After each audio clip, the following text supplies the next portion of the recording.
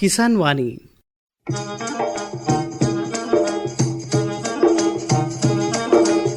ఈ కార్యక్రమాన్ని మీకు సమర్పిస్తున్న వారు కేంద్ర వ్యవసాయ మరియు రైతు సంక్షేమ మంత్రిత్వ శాఖ, భారత ప్రభుత్వం.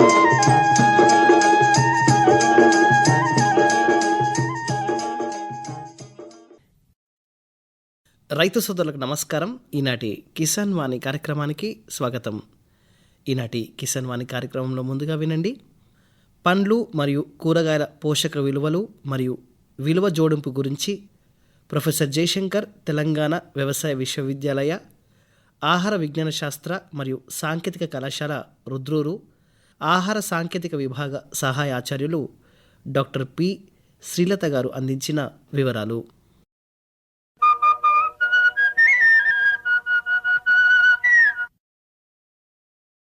రైతు సోదరులకు నమస్కారం. భారతదేశం యొక్క విభిన్నమైన వాతావరణం అన్ని రకాల తాజా పండ్లు మరియు కూరగాయల లభ్యతను నిర్ధారిస్తుంది. భారతదేశం ప్రపంచంలోనే అత్యధికంగా పండ్లను ఉత్పత్తి చేస్తుంది, అందుకని ఇది పండ్ల బుట్టగా పిలువబడుతుంది. భారతదేశంలో పండించే ప్రధాన పండ్లు మామిడి, ద్రాక్ష, యాపిల్, జామ, సపోటా వంటి ఉన్నాయి. భారతదేశంలో పెద్ద సంఖ్యలో కూరగాయలను కూడా పండిస్తుంది. స్వల్పకాలిక పంటలైన చాలా కూరగాయలు ఇంటర్ క్రాపింగ్ పద్ధతిలో బాగా సరిపోతాయి మరియు సాగుదారులకు చాలా ఎక్కువ దిగుబడితో ఎక్కువ ఆర్థిక రాబడిని ఇస్తున్నాయి. దేశంలో పండించిన ప్రధాన కూరగాయలను చూసుకున్నట్లయితే ఇందులో బంగాళదుంప, ఉల్లిపాయ, టమాటా, కాలీఫ్లవర్, దోసకాయ, వెల్లుల్లి మరియు బెండకాయలు ఉన్నాయి. గణాంకాలను చూసుకున్నట్లయితే 2024-25లో భారతదేశ ఉద్యానవన ఉత్పత్తి దాదాపు 369 మిలియన్ టన్నులను చేరుకుంటుందని అంచనా వేయబడింది. ఇది 4% పెరుగుదలను సూచిస్తుంది. ఇందులో పండ్లు 118.76 మిలియన్ టన్నులు మరియు కూరగాయలు 215.68 టన్నులుగా ఉన్నాయి. ముఖ్యంగా అరటి, మామిడి, బంగాళదుంప మరియు టమాటా ఉత్పత్తిలో బలమైన వృద్ధి కారణంగా ప్రపంచ సవాళ్లు ఉన్నప్పటికీ బలమైన రంగాన్ని సూచిస్తుంది. కూరగాయలు మరియు పండ్ల యొక్క పోషక విలువను చూసుకున్నట్లయితే పండ్లు మరియు కూరగాయల్లో కేలరీలు మరియు కొవ్వులు తక్కువగా ఉంటాయి. వీటిలో అధికంగా విటమిన్లు మరియు ఖనిజాలు ఉంటాయి. అన్ని గ్రీన్, ఎల్లో, ఆరెంజ్ కూరగాయలలో calcium, magnesium, potassium, iron, vitamin B complex, vitamin C, A మరియు కే సమృద్ధిగా ఉంటాయి. పండ్లలో మాదిరిగానే కూరగాయల్లో కూడా అనేక యాంటీ ఆక్సిడెంట్లు కలిగి ఉంటాయి. మొదట వీటిలో గల ఫైటోకెమికల్ సమ్మేళనాలు వ్యాధులు మరియు క్యాన్సర్ల నుంచి మానవ శరీరాన్ని రక్షించడంలో సహాయపడతాయి. అదేవిధంగా శారీరక సామర్థ్యాన్ని అభివృద్ధి చేసుకోవడానికి, రోగనిరోధక శక్తిని పెంచడానికి సహాయపడతాయి. అదనంగా కూరగాయలలో గల నాన్ స్టార్చ్ పాలిసాకరైడ్స్ అని పిలువబడే డైటరీ ఫైబర్ పెద్ద పేగులోని అదనపు నీటిని శోషించుకొని మల పదార్థంలో తేమను నిలుపుకొని శరీరం నుండి మృదువుగా బయటకు వెళ్ళడానికి సహాయపడతాయి. తగినంత ఫైబర్ లేకపోతే దీర్ఘకాలిక మలబద్ధకం, హెమరాయిడ్స్, పెద్దపేగు క్యాన్సర్ వంటి వ్యాధులు వచ్చే అవకాశాలు ఎక్కువగా ఉన్నాయి. శాకాహార పోషణ అనేది రుజువు చేయబడిన ఆరోగ్య ప్రయోజనాల కోసం ఫిట్నెస్ చేతన ఆహార శాస్త్రవేత్తల దృష్టిని విస్తృతంగా ఆకర్షిస్తుంది. రోజువారీ ఉపయోగించే కూరగాయల్లో ఎక్కువ భాగం కెలరీలు మరియు సంతృప్త కొవ్వులు చాలా తక్కువగా ఉంటాయి. మన శరీరం ఆరోగ్యంగా ఉండడానికి మరియు వ్యాధుల నుండి విముక్తి పొందడానికి సహాయపడతాయని శాస్త్రీయ అధ్యయనాలు నిరూపించాయి. భారతదేశ పండ్లు మరియు కూరగాయల ప్రాసెసింగ్ రంగం ప్రపంచవ్యాప్తంగా చిన్నదైనప్పటికీ దాదాపుగా 3% కంటే తక్కువ ప్రాసెస్ చేయబడుతుంది. వేగంగా అభివృద్ధి చెందుతుంది. ఎందుకు అనగా ప్రభుత్వ చొరవలు అనగా PMFME, prime minister formalisation of micro enterprises వంటి స్కీమ్లు ఎన్నో అందుబాటులో ఉన్నాయి. పెరిగిన సాంకేతిక స్వీకరణ మరియు US మరియు మిడిల్ ఈస్ట్ వంటి మార్కెట్లలో బలమైన ఎగుమతి డిమాండ్ ద్వారా క్యానింగ్, డ్రైయింగ్, జ్యూసింగ్ మరియు ఫ్రీజింగ్ వంటి పద్ధతుల ద్వారా విలువ జోడింపును పెంచడానికి ప్రపంచంలో 2వ అతిపెద్ద ఉత్పత్తిదారిగా దాని హోదాను ఉపయోగించుకుంటుంది. ఈ రంగం అధిక వృధా 30-35% వంటి సవాళ్లను ఎదుర్కొంటుంది. ఈ వృద్ధికి కీలకమైన చోదకాలు మనం చూసుకున్నట్లయితే దేశంలో వ్యవస్థీకృత రీటైల్ వ్యాపారం పెరుగుతున్నందున ప్రాసెస్ చేయబడిన పండ్లు మరియు కూరగాయలకు డిమాండ్ గణనీయంగా పెరుగుతుందని భావిస్తున్నారు. పెరుగుతున్న విడి కుటుంబాలు ప్రాసెస్ చేయబడిన ఆహారం కోసం డిమాండ్ కూడా పెంచుతున్నాయి. అటువంటి కుటుంబాలు బిజీ జీవనశైలి తయారు చేయడానికి తక్కువ సమయం అవసరమయ్యే ఆహార పదార్థాలపై ఆధారపడటాన్ని పెంచింది. కీలక నిరోధకాలను చూసుకున్నట్లయితే తగినంత నిల్వ సౌకర్యాలు లేకపోవడం మరియు సరికాని పంపిణీ మార్కెట్ వృద్ధికి ఆటంకం కలిగిస్తున్నాయి. కోల్డ్ స్టోరేజ్ మరియు రవాణా పరిష్కారాలను అందించే ప్రస్తుత స్వతంత్ర మరియు ఇంటిగ్రేటెడ్ కంపెనీలు మరియు లాజిస్టిక్ అటువంటి సేవలకు మొత్తం డిమాండ్ను తీర్చలేకపోతున్నాయి. ఈ అంశాలు భారతదేశంలో పండ్లు మరియు కూరగాయల ప్రాసెసింగ్ పరిశ్రమ అభివృద్ధిని ప్రతికూలంగా ప్రభావితం చేస్తున్నాయి. సప్లై చైన్ అనేది ఉత్పత్తిదారు, సరఫరాదారు, తయారీ, అసెంబ్లీ, పంపిణీ మరియు లాజిస్టిక్ సౌకర్యాల నెట్వర్క్. ఇది పదార్థాల సేకరణ నుండి ఈ పదార్థాలను ఇంటర్మీడియట్ మరియు తుది ఉత్పత్తులుగా మార్చడం మరియు ఈ ఉత్పత్తులను వినియోగదారులకు పంపిణీ చేయడం వంటి విధులను నిర్వహిస్తుంది. తాజా పండ్లు మరియు కూరగాయల సప్లై చైన్ ఇతర సరఫరా గొలుసులో పోలిస్తే సంక్లిష్టంగా ఉంటుంది. ఎందుకంటే ఉత్పత్తుల యొక్క పాడైపోయే స్వభావం, డిమాండ్ మరియు ధరలలో అధిక హెచ్చుతగ్గులు, భద్రత మరియు నాణ్యత గురించి వినియోగదారుల ఆందోళనలు పెరగడం మరియు వాతావరణ పరిస్థితులపై మనం ఆధారపడటం. ఎంపిక మరియు సేకరణ. పరిపక్వత అంటే పండ్లు మరియు కూరగాయల కణజాలం పూర్తిగా అభివృద్ధి చెందే దశ. ఆ తర్వాత మాత్రమే అవి సాధారణంగా పక్వానికి వస్తాయి. అయితే రైతులు కష్టపడి పండించిన పండ్లు, కూరగాయలు కొన్నిసార్లు సరైన ధర రాక వృధా అవుతాయి. ఇక్కడే విలువ వృద్ధి ఎంతో ముఖ్యమైనవి. మామిడి నుంచి జ్యూస్, పల్ప్, పచ్చడి, టమాటా నుంచి సాస్, కెచప్, కూరగాయల నుండి ఎండబెట్టి లేదా ఫ్రీజ్ చేసి అమ్మితే వాటి విలువ పెరుగుతుంది. దీనివల్ల రైతులకు ఎక్కువ ఆదాయం, నిల్వకాలం పెరగడం, నష్టాలు తగ్గడం వంటివి జరుగుతాయి. విలువ వృద్ధి ద్వారా గ్రామీణ ప్రాంతాల్లో ఉపాధి అవకాశాలు కూడా పెరుగుతాయి. చిన్న పరిశ్రమలు ఏర్పడి కుటుంబాల ఆర్థిక స్థితి మెరుగుపడుతుంది. గృహ వినియోగదారులకు కూడా సంవత్సరం పొడవునా నాణ్యమైన ఆహారం అందుబాటులో ఉంటుంది. మన దేశంలో రైతులు ఎంతో శ్రమతో పండించే ఫలాలు, కూరగాయలు సరైన సంరక్షణ లేకపోవడం వల్ల పెద్ద మొత్తంలో వృధా అవుతున్నాయి. ఈ వృధాను తగ్గిస్తే రైతులకు లాభం, వినియోగదారులకు ఆరోగ్యం, దేశానికి ఆర్థిక మేలు కలుగుతుంది. ముందుగా సంరక్షణ అంటే ఏంటో తెలుసుకుందాం. సంరక్షణ అనేది ఫలాలు మరియు కూరగాయలను ఎక్కువ కాలం పాడవకుండా ఉంచే విధానాలని సంరక్షణ అంటారు. ఇప్పుడు కొన్ని ముఖ్యమైన సంరక్షణ పద్ధతులు చూసుకున్నట్లయితే, మొదటి పద్ధతి ఎండబెట్టడం, డ్రైయింగ్. ఇది సామాన్యంగా అందరి ఇంట్లో వాడుకునేది. మామిడి, టమాటా, మిరపకాయలు వంటి వాటిని ఎండలో ఆరబెట్టడం ద్వారా ఎక్కువ నిల్వ చేయవచ్చు. నిల్వ చేయడానికి గల సూత్రం ఏంటి అంటే, ఇందులో ఎక్కువ తేమ ఉంటుంది. ఆ డ్రైయింగ్ చేసినప్పుడు తేమ అనేది తగ్గిపోవడం వల్ల సూక్ష్మజీవులు పెరగవు. రెండవ పద్ధతి చల్లని నిల్వ లేదా కోల్డ్ స్టోరేజ్. యాపిల్, ద్రాక్ష, క్యారెట్ వంటి ఫలాలు, కూరగాయలను తక్కువ ఉష్ణోగ్రతలో నిల్వ చేస్తే తాజాగా ఉంటాయి. ఇక్కడ కూడా సూక్ష్మజీవులు పెరగకుండా అధిక కాలం షెల్ఫ్ లైఫ్ ఇస్తుంది. మూడవ పద్ధతి ఉప్పు మరియు చక్కెర వాడకం. పచ్చళ్ళు, జామ్లు, జెల్లీలు తయారు చేయడం ద్వారా ఫలాలను, కూరగాయలను దీర్ఘకాలం భద్రపరచవచ్చు. నాలుగవ పద్ధతి క్యానింగ్ మరియు బాటిలింగ్. గాలి చొరబడిన డబ్బాల్లో లేదా సీసాల్లో నిల్వ చేయడం వల్ల పాడవకుండా ఉంటాయి. ఉప్పు నీటి ద్రావణంలో కూరగాయలు మరియు చక్కెర సిరప్లో పండ్లను సాధారణంగా క్యానింగ్ చేయబడతాయి. గాలి చొరబడిన డబ్బాల్లో మనం నిల్వ ఉంచుకున్నట్లయితే నింపినప్పుడు గాలిలో పెరిగే సూక్ష్మజీవులు పెరగకుండా ఉంటాయి. అలా మనము షెల్ఫ్ లైఫ్ అనేది పెంచుకోవచ్చు. ఇలా క్యానింగ్ మరియు బాటిలింగ్ చేసిన పదార్థాలకి కనీసంగా 6 నుండి 12 నెలల వరకు షెల్ఫ్ లైఫ్ ఉంటుంది. విలువ జోడింపులో భాగంగానే ఇప్పటివరకు మనం చూసుకున్న పద్ధతిలో ఒకటి జామ్ తయారీ విధానం.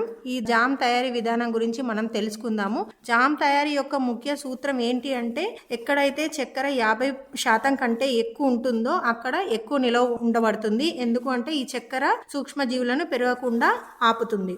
జామ్ తయారీకి కావలసిన పదార్థాలు మనం చూసుకున్నట్లయితే, పండ్లు 1 కేజీ, అంటే పండ్ల నుండి వచ్చిన గుజ్జుని 1 కేజీగా తీసుకున్నప్పుడు చక్కెర కూడా సరిసమానంగా 1 కేజీ తీసుకోవాల్సి వస్తుంది.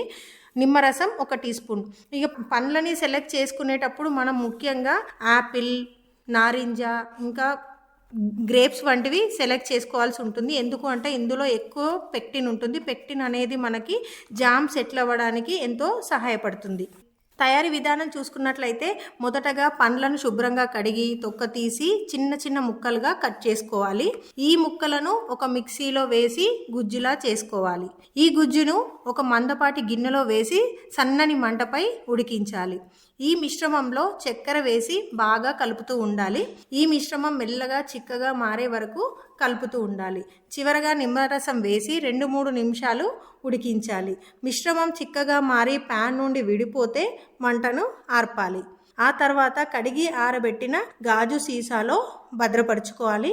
ఇలా భద్రపరుచుకున్న జామ్కి మినిమం 3 నుండి 6 నెలల వరకు షెల్ఫ్ లైఫ్ ఉంటుంది.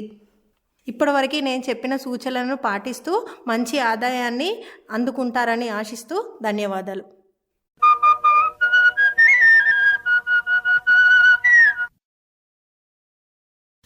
ఇంతవరకు మీరు పండ్లు మరియు కూరగాయల పోషక విలువలు మరియు విలువ జోడింపు గురించి ప్రొఫెసర్ జయశంకర్, తెలంగాణ వ్యవసాయ విశ్వవిద్యాలయ ఆహార విజ్ఞాన శాస్త్ర మరియు సాంకేతిక కళాశాల రుద్రూరు ఆహార సాంకేతిక విభాగ సహాయ ఆచార్యులు డాక్టర్ పి శ్రీలత గారు అందించిన వివరాలు విన్నారు.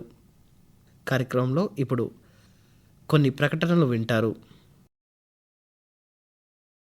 प्रधानमंत्री किसान मान धन योजना, मिलेगा पेंशन का सहारा, कृषक ना होगा बेसहारा, जुड़ेगा खुशियों से नाता, कटेगा सुख से बुढ़ापा, सुरक्षित होगा अन्नदाता, सुरक्षित होगा अन्नदाता। प्रधानमंत्री किसान मान धन योजना से लघु सीमांत किसानों का भविष्य होगा सुरक्षित और 60 वर्ष की आयु से 3,000 रूपए मासिक पेंशन होगी सुनिश्चित। 55 रूपए से 200 रूपए की मासिक किश्त देकर प्रवेश कर सकते हैं। 18 से 40 वर्ष तक के किसान इस अंशदायक योजना में सरकार देगी बराबर का योगदान। सभी किसान भाई बहन इस योजना के लाभ के लिए जन सेवा केंद्र में जाएं। और अपना निशुल्क नामांकन कराएं। प्रधानमंत्री किसान मान धन योजना, अन्नदाता के परिश्रम को संबल, पेंशन से सुरक्षित उनका कर। कृषि एवं किसान कल्याण मंत्रालय, भारत सरकार द्वारा जनहित में जारी। सूखा हो या बेमौसम की बरखा हो, कीड़ा लगे खेत में या दुविधा हो, बहुत ही कम प्रीमियम पे पूरी हो भरपाई, फसल बीमित रहे कटाई के बाद भी भाई। हाँ, ऋणी या अऋणी अब हर किसान लाभ उठाए, एक मौसम एक दर है, सब किसान बीमा कराए। प्रधानमंत्री फसल बीमा योजना से हर किसान मुस्काए। कृषि और किसान कल्याण मंत्रालय द्वारा किसान हित में जारी। సర్వోత్తమ రైతు పురస్కారం లభించింది హరికి. హరి, మీ విజయ రహస్యం ఏమిటో చెప్పండి. రైతు మిత్రులారా, మీరు కూడా మీ పొలాల్లో అధిక పంటను పండించగలరు. అదెలా? ఎప్పుడు ఏ సమస్య వచ్చినా వెంటనే కలపండి ఈ నెంబరు 1-800-1-1-551. ఇది ఎవరి నంబర్ బాబు? కిసాన్ కాల్ సెంటర్ది. అక్కడ విశేషజ్ఞులు మీ పొలం సమస్యలకు వెంటనే పరిష్కారం చెప్తారు. అదేంటయ్యా, విశేషజ్ఞులు అన్ని సమయాల్లోనూ దొరుకుతారా? తప్పకుండా దొరుకుతారు. ఏడాదిలో 365 రోజులును, అది కూడా ఉదయం 6 గంటల నుంచి రాత్రి 10 గంటల దాకా. మరైతే ఎక్కువసేపు మాట్లాడితే డబ్బు చాలా అవుతుందిగా. ఖర్చు లేనే లేదు. మొబైల్ పై గానీ ఇతర ఫోన్ తో కానీ కిసాన్ కాల్ సెంటర్ కి ఉచితంగా కాల్ చేయవచ్చు. సలహాకి కూడా ఖర్చు ఉండదు. నిజంగా? 16 అణాల నిజం. రైతు సోదరులారా, పంట సమస్యల గురించి మీ భాషలో వెంటనే సమాధానం కోసం పూర్తి భారతదేశంలో ఏ ఫోన్ నుంచైనా జాతీయ హెల్ప్ లైన్ నంబర్ 1-800-1-1-1-551తో ఉచితంగా సంప్రదించండి. రైతు మిత్రుడు కిసాన్ కాల్ సెంటర్. కార్యక్రమంలో ఇప్పుడు వాతావరణ సూచనలు వింటారు. గత 3 రోజుల్లో జిల్లాలో వివిధ ప్రాంతాల్లో వాతావరణం ప్రధానంగా పొడిగా ఉంది. పగటి ఉష్ణోగ్రత 28 నుంచి 29 డిగ్రీల సెల్సియస్ మరియు రాత్రి ఉష్ణోగ్రత 13 నుంచి 15 డిగ్రీల సెల్సియస్గా నమోదయ్యాయి. ఇక హైదరాబాద్ వాతావరణం కేంద్రం నుండి వచ్చిన సమాచారం ప్రకారం రానున్న 3 రోజుల్లో జిల్లాలో వాతావరణం ప్రధానంగా పొడిగా ఉండవచ్చును. పగటి గరిష్ట ఉష్ణోగ్రత 29 నుంచి 31 డిగ్రీల సెల్సియస్ మరియు రాత్రి కనిష్ట ఉష్ణోగ్రత 16 నుంచి 18 డిగ్రీల సెల్సియస్గా నమోదు కావచ్చు. గాలిలోని తేమ ఉదయం 66 నుంచి 76% మరియు మధ్యాహ్నం 48 నుంచి 59% మధ్య ఉండవచ్చు. ఇంతవరకు మీరు వాతావరణ సూచనలు విన్నారు. కార్యక్రమంలో ఇప్పుడు వినండి. ఆహార భద్రత, ఆహార కల్తీ మరియు ఆహార పరీక్షల ప్రాముఖ్యత గురించి ప్రొఫెసర్ జయశంకర్, తెలంగాణ వ్యవసాయ విశ్వవిద్యాలయ ఆహార విజ్ఞాన శాస్త్ర మరియు సాంకేతిక కళాశాల రుద్రూరు సూక్ష్మజీవ శాస్త్రవేత్త డాక్టర్ జె సాయిప్రసాద్ గారితో పరిచయం.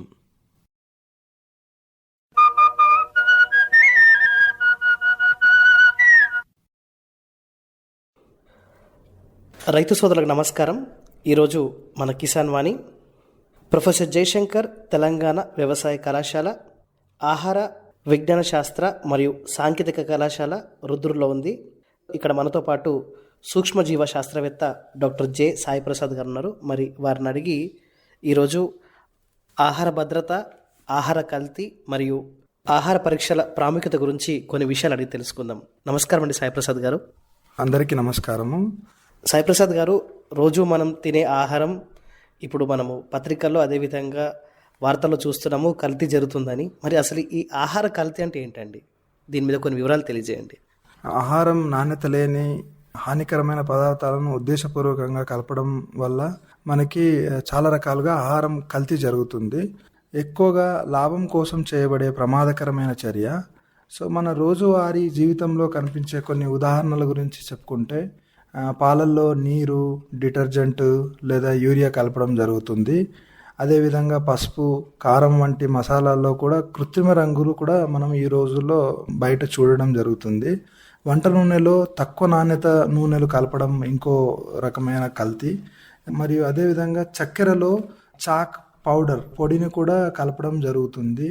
సో టీ పొడిలో వాడిపోయిన ఆకులు కలిపి ఆ టీ పొడిని కూడా కలుషితం చేయడం జరుగుతుంది. ఈ కల్తీ ఆహారం వల్ల కడుపు నొప్పి, విరేచనాలు, అలర్జీలు మాత్రమే కాకుండా దీర్ఘకాలంలో మనకి బీపీ, షుగర్ లాంటి రకరకాల ఆరోగ్య సమస్యలు ఎదుర్కోవాల్సి వస్తుంది. మరి సాయి ప్రసాద్ గారు, మీరు అంటున్నారు మనం తినే ఆహారంలో కల్తీ పలు రకాలుగా ఉంటుందని. మరి ఈ కల్తీ ఆహారం తింటే మరి ఎలాంటి ముప్పు ఉంటుందంటారు? అతి ముఖ్యంగా కల్తీ ఆహారం గురించి తెలుసుకుంటే, మొదట కల్తీ ఆహారం తిన్న తర్వాత మనకి కడుపు నొప్పి, వాంతులు, విరేచనాలు వస్తాయి. ఎక్కువ కాలం మనం ఇలాంటి ఆహారాలని తీసుకుంటే కాలేయము, మూత్రపిండాలు దెబ్బతింటాయి. సో అతి ముఖ్యంగా ఇలాంటి ఆహారము పిల్లలకి మనం కనుక ఇవ్వడం జరిగితే పిల్లల్లో కూడా బలహీనత అనేది కనబడుతుంది. మరి సాయి ప్రసాద్ గారు, మీరు అంటున్నారు ఆహారం తినడం వల్ల మనకు ఆరోగ్య సమస్యలు చాలా వరకు ఉన్నాయని. మరి మనం తీసుకునే ఆహారం సురక్షితమని ఎలా తెలుసుకోవాలంటారు? సో అతి ముఖ్యంగా మనకి తెలుసుకోవాల్సింది ఏంటి అంటే, బయట ఏ ఆహార పదార్థమైనా మనకు అమ్మినా కూడా దానిపైన FSSAI అనేది ట్యాగ్ ఉంటుంది. FSSAI అంటే food standards safety authority of India.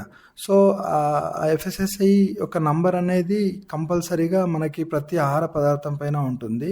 అదేవిధంగా మనము ఏదైనా ఆహార పదార్థము మార్కెట్లో మనం కొనే ముందు దానికి గడువు తేదీ అనేది చూసుకోవాల్సిన బాధ్యత మన కస్టమర్స్కి ఉంది. అదేవిధంగా చాలా మెరిసే రంగు ఉన్న ఆహారం కూడా బయట కనబడడం జరుగుతుంది. దాన్ని మనము అనుమానంగానే చూడాల్సిన బాధ్యత మనకు ఉంది. మరి సాయి ప్రసాద్ గారు, మీరు చెప్తున్నారు ఆహారాన్ని మనం ఖచ్చితంగా కొనే ముందు తగు జాగ్రత్తలు పాటించాలని. మరి మనం కొనుక్కున్న ఆహారంలో ఇంకా ఏమన్నా కల్తీ ఉంది అని తెలుసుకోవాలనుకుంటే మనం ఇంట్లో చేయగల పరీక్షలు ఏంటండి? మరి దాన్ని ఏ విధంగా చేయొచ్చు అంటారు? మనకి తెలుసు, మనము రోజు కొన్ని ఆహార పదార్థాలు తీసుకోవడం జరుగుతుంది. అందులో పాలు కానీ, తేనె కానీ, కారం కానీ ఇలాంటివి మనం వంట చేసే క్రమంలో వంటలో వాడుతాము. ఇప్పుడు పాలు ఎలా గుర్తిస్తామంటే, పాలలో ఒక అయోడిన్ టెస్ట్ అనేది చేయొచ్చు. అది ఇంట్లో అయినా మనం చేసుకోవచ్చు. పాలలో అయోడిన్ వేస్తే ఎంబటే మనకి ఆ పాల రంగు అనేది నీలం కలర్కి మారుతుంది. సో ఈ నీలం కలర్ అనేది స్టార్చ్ కలపడం జరిగిందనే దానికి మనకి గుర్తిస్తుంది. అదేవిధంగా తేనె ఒకవేళ కల్తీగా ఉంటే తేనెను మనం నీటిలో ఎప్పుడైతే వేస్తామో అది ఎంబటే కరిగిపోతుంది. అది కరిగిపోయింది అని అంటే అది కల్తీ తేనె అని మనము ఒకటి గుర్తించవచ్చు. మూడవది ఏంది అని అంటే, కారంలో నీరు కలిపితే కారం రంగు అనేది నీళ్ళలో ఎక్కువగా కనబడుతూ ఉంటుంది. సో దాన్ని కూడా మనము కల్తీగా భావించవచ్చు. మరి మీరు చెప్పినట్టుగా దీన్ని గమనించి వాడే వస్తువులని ఖచ్చితంగా అందరూ వినియోగదారులు పరీక్షలు చేసి తెలుసుకుంటారని ఆశిస్తూ, మరి సాధారణంగా మనము బహిరంగ ప్రదేశాల్లో చాలా వరకు మనకు తినుబండారాలు అమ్ముతుంటారండి బజార్లలో. మరి ఈ బహిరంగంగా అమ్మే ఆహారం ఎంతవరకు సురక్షితం అంటారు? మనకి బయట ఆహార పదార్థాలు రెస్టారెంట్లలో, హోటల్స్లో, అదేవిధంగా కిరాణా షాపులలో, స్వీట్ హౌస్లలో అమ్మడం జరుగుతుంది. సో ఈ క్రమంలో వాళ్ళు ఆ ఆహార పదార్థాలని ఎలా చేస్తారో మనకు తెలియదు. అంటే కొన్ని చోట్ల శుభ్రంగా అమ్ముతారు, కానీ ఎక్కువగా ఈగలు దుమ్ము పడే అవకాశం ఉంటుంది. చేతులు కడగకుండా కూడా ఆహార పదార్థాలు తయారు చేసే అవకాశాలు ఎక్కువ ఉన్నాయి.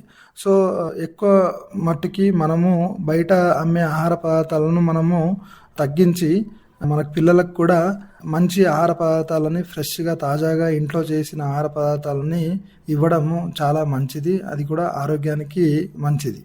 అదేవిధంగా మరి సాయిప్రసాద్ గారు, బహిరంగ ప్రదేశాల్లో తినే ఆహారంపై మీరు జాగ్రత్తలు చెప్పారు కదండి, మరి మన శ్రోతలు గమనిస్తారని ఆశిస్తూ, సాధారణంగా ఇప్పుడు బజార్లలో పండ్లపైన చాలా వరకు కొన్ని పండ్లు మెరుపుగా మెరుస్తూ ఉంటాయండి. మరి దీన్ని మనం ఎట్లా అర్థం చేసుకోవచ్చు అంటారు? మనకి బయట దొరికే పండ్లు కూరగాయలలో ఇప్పుడు చాలా రకాల పండ్లు, ఉదాహరణకి మనకి యాపిల్ కానీ, జామ కానీ, అదేవిధంగా పోమోగ్రనేట్, ఇలాంటి పండ్లు చాలా రకాలుగా కల్తీ జరిగి అమ్మడం జరుగుతుంది. సో ఆ పండ్ల మీద అతి మెరుపుగా కనబడితే మైనం లేదా రసాయనాలు ఉండొచ్చు. ఇలాంటి రకాల పండ్లని మనం తినే ముందు వీటిని ఉప్పు నీటిలో కడిగి తొక్క తీసేసి తినడం చాలా మంచిది. ఇలాంటి రకాల పండ్లని మనము ఒకవేళ తీసుకుంటే వీటి వల్ల మనకి చాలా రకాల అనారోగ్య సమస్యలు వస్తాయి. అతి ముఖ్యంగా మనకి దీర్ఘకాలిక సమస్యల్లో బీపీ, అదేవిధంగా షుగర్ లాంటివి వస్తాయి. ఒకవేళ రసాయనాలు కనుక ఎక్కువగా మనకి పండ్లలో ఉంటే రసాయనాల వల్ల రసాయనాల అవశేషాలు మన బాడీలో ఎంటర్ అయిన తర్వాత అవి అవశేషాలు తర్వాత దీర్ఘకాలిక సమస్యలు లైక్ క్యాన్సర్ లాంటి రోగాలకు కూడా దారితీసే అవకాశాలు చాలా ఎక్కువ ఉన్నాయి. మరి సాయిప్రసాద్ గారు, మీరు చెప్పినట్టుగా మరి పండ్లు కొనే విషయంలో జాగ్రత్త వహించాల్సిన అవసరం ఉందని మీరు చెప్తున్నారు. మరి అదేవిధంగా మనము మన ఇంట్లో వండుకున్న ఆహారం మిగిలిపోయిన తర్వాత ఎప్పుడు తినాలి, దాన్ని ఎట్లా మనం భద్రపరచుకోవాలన్నది చాలామందికి ఉన్న సందేహం అండి. మరి దీని మీద కొద్ది వివరణ ఇవ్వండి. రోజు ప్రతి ఇంట్లో ఆహారం అనేది అవసరమైనంత తగినంత మనం చేసుకుంటూ ఉంటాము. కానీ ఏదో ఒక రోజు మనకి ఆహారం అనేది మిగిలిపోవడం జరుగుతుంది. మిగిలిపోయిన ఆహారంని కొన్నిసార్లు మనము బయటనే ఉంచేసి తినడం జరుగుతుంది. అది అంత మంచిది కాదు. సో మనకి తగినంత వరకు మనం ఆ ఆహారాన్ని మిగిలితే ఫ్రిడ్జ్లో పెట్టేసి మళ్ళీ 12 గంటల నుంచి 24 గంటల మధ్యలో ఈ ఆహారాన్ని తినే ముందు బాగా వేడి చేసి తినాలి. 24 గంటల తర్వాత ఆహారాన్ని తినడం మంచిది కాదు. దీనివల్ల మనకి ముఖ్యంగా 2 రకాల ఆరోగ్య సమస్యలు జరుగుతాయి. ఒకటి ఫుడ్ పాయిజనింగ్ అంటాము, రెండోది ఫుడ్ ఇంటాక్సిఫికేషన్ అంటాము. ఫుడ్ పాయిజనింగ్ వల్ల ఏమవుతుందంటే విరేచనాలు కావడం కానీ, అదేవిధంగా వామిటింగ్స్, ఇలాంటి సమస్యలు మనం ఎదుర్కోవాల్సి వస్తుంది. అదేవిధంగా ఫుడ్ ఇంటాక్సిఫికేషన్ వల్ల కొన్నిసార్లు క్యాన్సర్ రావచ్చు, కొన్నిసార్లు మనకి ఆ ఫుడ్ ఇంటాక్సిఫికేషన్ వల్ల దీర్ఘకాలిక అనారోగ్య సమస్యలు కూడా తలెత్తొచ్చు. మరి సాయిప్రసాద్ గారు, ఇంతవరకు మీరు పండ్ల గురించి వివరించారు కదండి. అదేవిధంగా కూరగాయల విషయానికి వస్తే మార్కెట్లో లభ్యమయ్యే కూరగాయలు ఏవైతే ఉన్నాయండి అవన్నీ కూడా చాలా వరకు రసాయనాలు ఎక్కువ వాడుతున్నారనే వాదన ఉందండి. మరి రసాయనాలు ఎక్కువ వాడి ఉన్న కూరగాయల నుంచి మనం ఎట్లాంటి భద్రత పొందొచ్చండి? అంటే మనము దాన్ని ఎట్లా నివారించవచ్చు? శ్రోతలారా, మనకు తెలిసిన విషయమే, మనకు మార్కెట్లో లభించే కూరగాయలు ఎక్కువ మాత్రలో పురుగు మందులని కలిగి ఉండడం మనం చూస్తూ ఉన్నాము. సో ఈ పురుగు మందుల అవశేషాల గురించి మనం తెలుసుకుంటే రకరకాల అనారోగ్య సమస్యలు ఎదుర్కోవాల్సి వస్తుంది. కాబట్టి కూరగాయలను మనం మార్కెట్ నుంచి ఇంటికి తీసుకురాగానే ఫస్ట్ ఆ కూరగాయలను ఉప్పు లేదా వెనిగర్ కలిపిన నీటిలో 10 నుంచి 15 నిమిషాలు నానబెట్టాలి. ఆ తర్వాత దాన్ని శుభ్రంగా కడిగి దాన్ని మనము వంటకి వాడుకుంటే చాలా మంచిది. మరి సాయిప్రసాద్ గారు, మీరు అన్నారు ఈ కూరగాయల విషయంలో కూడా జాగ్రత్తలు తీసుకోవాలని. అదేవిధంగా మనకు కల్తీ ఆహారం ఎక్కడైనా కనిపించింది అనుకోండి, మరి సామాన్య పౌరుడిగా మన బాధ్యత ఏ విధంగా ఉంటుందండి? సో మనము ముఖ్యంగా బయట మార్కెట్లో వెళ్ళినప్పుడు కొన్నిసార్లు మనకి ఆహారం కల్తీ అని మనకు తెలుస్తుంది. సామాన్య పౌరుడిగా ముఖ్యంగా మనకు కల్తీ అని తెలవగానే స్థానిక ఆహార భద్రతా అధికారి అని ప్రతి డిస్టిక్లో మనకు వాళ్ళు అవైలబుల్లో ఉంటారు. వాళ్ళకైనా మనం ఫిర్యాదు చేయొచ్చు, లేదా FSSAI హెల్ప్ లైన్ నంబర్ కైనా మనం సమాచారం ఇవ్వచ్చు. సో హెల్ప్ లైన్ నంబర్ మన తెలంగాణలో వచ్చేసి 04029332928. ఈ నంబర్కైనా మనము ఫిర్యాదు చేసి సమాచారం ఇవ్వదలుచుకోవచ్చు. మరి శ్రోతలు కల్తీ ఆహారాన్ని గమనించినట్లయితే మనము సమాచారం అందించాల్సిన నంబరు 04029332928. మరి అదేవిధంగా సాయిప్రసాద్ గారు, మన కుటుంబాల్లో కానీ లేకపోతే మన పరిసర ప్రాంతాల్లో కానీ గర్భిణీలు ఉంటారు. మరి గర్భిణీల ఆహార విషయంలో ఎట్లాంటి జాగ్రత్త తీసుకోవాలి? అంటే ఈ కల్తీ వాళ్ళని ఏ విధంగా నష్టపరుస్తుంది అంటారు? సో ఆహార కల్తీ జరిగినప్పుడు ఆహార కల్తీ సామాన్య పౌరుడికి కొద్ది మాత్రాన అంత ఎఫెక్ట్ చూపించకపోయినా కూడా గర్భిణీ మహిళల విషయంలో చాలా జాగ్రత్తలు తీసుకోవాల్సి వస్తుంది. అందులో గర్భిణీలకి అతి ముఖ్యంగా మనం తాజా కూరగాయలు, పాలు, పండ్లు తినాలి. బయట ఆహారం తగ్గించాలి. శుభ్రమైన నీరు తప్పనిసరిగా ఇవ్వాలి. కల్తీ లేదా కాలుష్యం ఆహారం తింటే తల్లి మరియు బిడ్డ ఇద్దరికి ప్రమాదం జరిగే అవకాశాలు చాలా ఉన్నాయి. అందుకని శుభ్రమైన పోషకమైన ఆహారము తప్పనిసరిగా ఇవ్వాల్సిన అవసరం ఉంటుంది. మరి సాయిప్రసాద్ గారు, మీరు తీసుకోవాల్సిన ఆహారం, దాని కల్తీ, అదేవిధంగా దాన్ని గుర్తించాల్సిన అంశాల గురించి తెలియజేసినందుకు ఆకాశవాణి తరఫు నుండి, అదేవిధంగా శ్రోతల తరఫు నుండి ధన్యవాదాలండి. సురక్షితమైన ఆహారం మన అందరి బాధ్యత. ఆహార కల్తీ, కాలుష్యం మరియు ఆహార పరీక్షలపై అవగాహన పెరిగితేనే ఆరోగ్యకరమైన సమాజం ఏర్పడుతుంది. సో జాగ్రత్తగా ఆహారం ఎంచుకుందాం, ఆరోగ్యాన్ని కాపాడుకుందాం. రైతుల బాధ్యత, ప్రజల భద్రత, పిల్లల అలవాట్లు, భవిష్యత్ ఆరోగ్యం. శ్రోతలందరికీ ధన్యవాదాలు.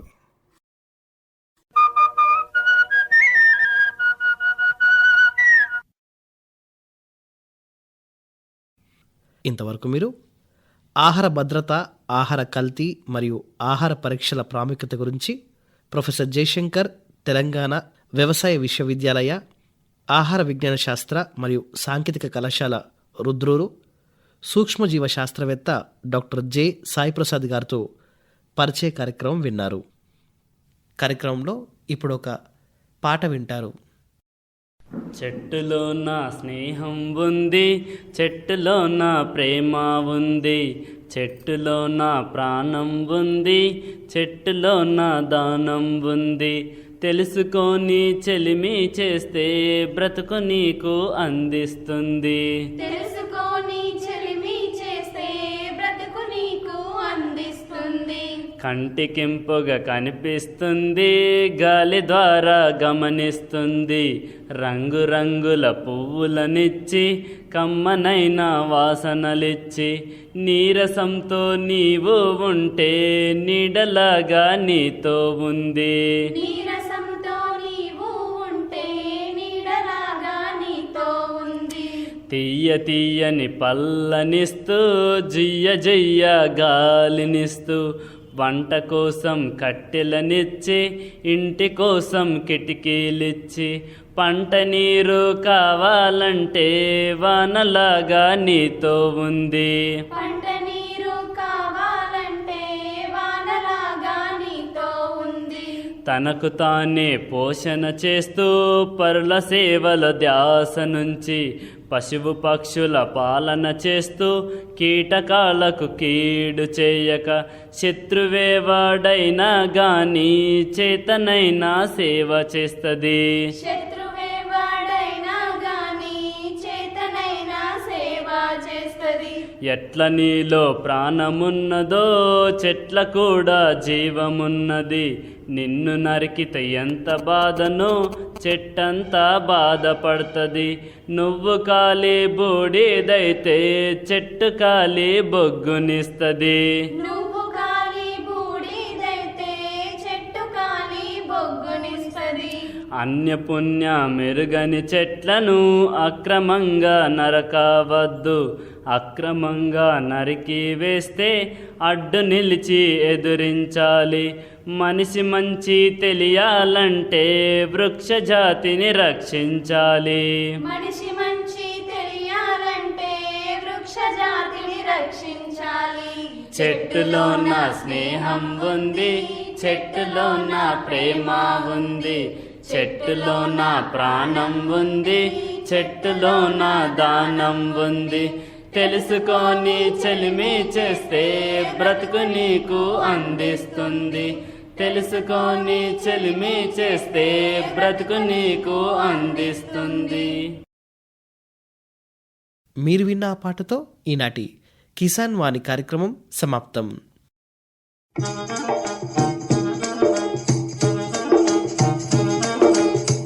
ఈ కార్యక్రమాన్ని మీకు సమర్పించిన వారు కేంద్ర వ్యవసాయ మరియు రైతు సంక్షేమ మంత్రిత్వ శాఖ, భారత ప్రభుత్వం.